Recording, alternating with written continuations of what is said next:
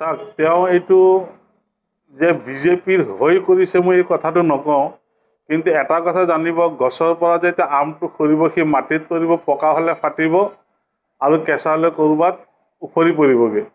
কিন্তু আজমল ডাঙৰীয়াই যিটো কাম কৰিছে সেইটো চিটিকণিটো কিন্তু গণতান্ত্ৰিক শিবিৰৰ পৰা ভোটটো গৈ বিৰোধীসকলক শক্তিশালী কৰিব, যেনেকৈ ইয়াৰ পূৰ্বেও কৰা হৈছিল, বিভিন্ন দলে কৰে।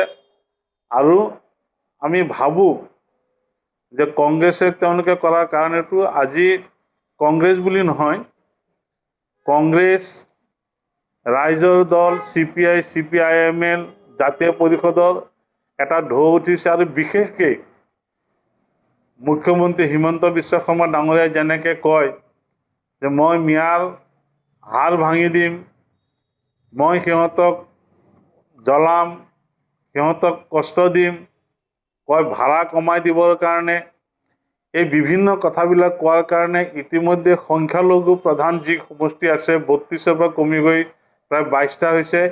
সেই সমষ্টিত এটা বিজেপিৰ বিৰুদ্ধে প্ৰবল ঢৌ উঠিছে। আৰু সেই তাত এটাই উপায় আছে, যেনেকৈ হাতীৰ পোৱালি গৈ পেলাই বনৰীয়া হাতীৰ লগত খেলে, পিছফালে মাওতে গৈ পেলাই সন্ধি পাতি পেলাই সেই হাতীক ধৰি আনে, ঠিক তেনেকৈ আজি হাতীক ধৰাৰ ফন্দি কৰিছে যে মুছলমানসকলৰ বিশেষকৈ ভোট ভাঙিবৰ কাৰণে AIDFক ব্যৱহাৰ কৰিছে বুলি আমাৰ সন্দেহ হয়। আছাদুদ্দিন চাহাব এজন আলেম মানুহ, উলেমা মানুহ, তেখেতে এই ধৰণে ৰকিবুল হুছেইন চাহাবো জমিয়তৰ দৰে সংগঠনৰ লগত জড়িত, তেওঁক এই ধৰণৰ কটাক্ষ কৰিব বুলি মই আশা কৰা নাছিলোঁ। আছাদুদ্দিন চাহাবৰ নিজৰ বৃহৎ হস্পিটেল আছে তেওঁলোকৰ ট্ৰাষ্টৰ, তেওঁলোকে জানে তেজ পৰীক্ষাৰ পিছত ডক্টৰে যিটো প্ৰেছক্ৰাইব কৰে সেইটোহে খাবলৈ দিয়া হয়, টেবলেট। টোপনিৰ প্ৰয়োজন হ'লে শ্লিপিং টেবলেট দিয়ে, কিন্তু ডায়েৰিয়া নিদিয়ে, ডায়েৰিয়া হ'লে শ্লিপিং টেবলেট নিদিয়ে।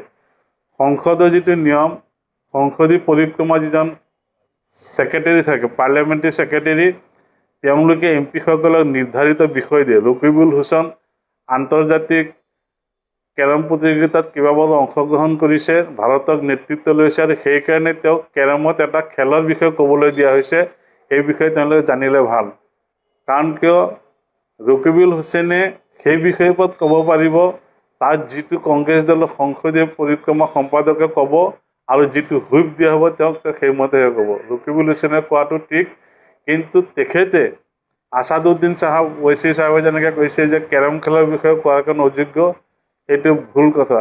All glitters are not gold. আমি যি ধৰণৰ বাতৰি কাকতত বিভিন্ন ঠাইত দেখিছোঁ বা পূৰ্বেও শুনিছোঁ, তেওঁ আজমল চাহাবৰ ৰাজনৈতিক বন্ধু হিচাপে তেওঁ ইয়াত আহিছে, আৰু তেওঁ ইয়াত কি কৰিব এইটো আমি ক'ব নোৱাৰোঁ। যেনেকৈ ইটা ভাটাত ফুলৰ বাগিচা নহয়, আমি জানো আছাদুদ্দিন ঐচি যদিও আহিছে, UDFৰ ফুলনি এই সাম্প্ৰদায়িক অৱস্থাত বা বৰ্তমান যি ৰাজনৈতিক অৱস্থা, এই অৱস্থাত মধ্যপ্ৰাচ্যৰ যুদ্ধৰ পৰা আৰম্ভ কৰি অসমত যি নাগৰিক সমস্যা হৈছে, বিদেশী নামত স্বদেশীক ধৰি ধৰি নি সীমান্তৰ সিপাৰে পঠিয়াইছে, কোনো ধৰণৰ আন্দোলন নকৰা হিমন্ত বিশ্ব শৰ্মাৰ বিৰুদ্ধে শক্তিশালী স্থিতি নোলোৱাৰ ফলত আজি যি অষ্টমিত UDF আছে, সেই UDFৰ হৈ পেলাই আছাদুদ্দিন ঐচি আহিছে। আমি ভাবোঁ কোনোদিনেই বেলি মাৰ নোযোৱা ব্ৰিটিছে যেনেকৈ অহংকাৰ কৰিছিলে, এইবাৰ UDFৰ ডুবন্ত সূৰ্য আছাদুদ্দিন ঐচি ইয়াত। যিকোনো খবৰৰ বাবে যোগাযোগ কৰক আমাৰ এই নম্বৰত 9181 307 2221।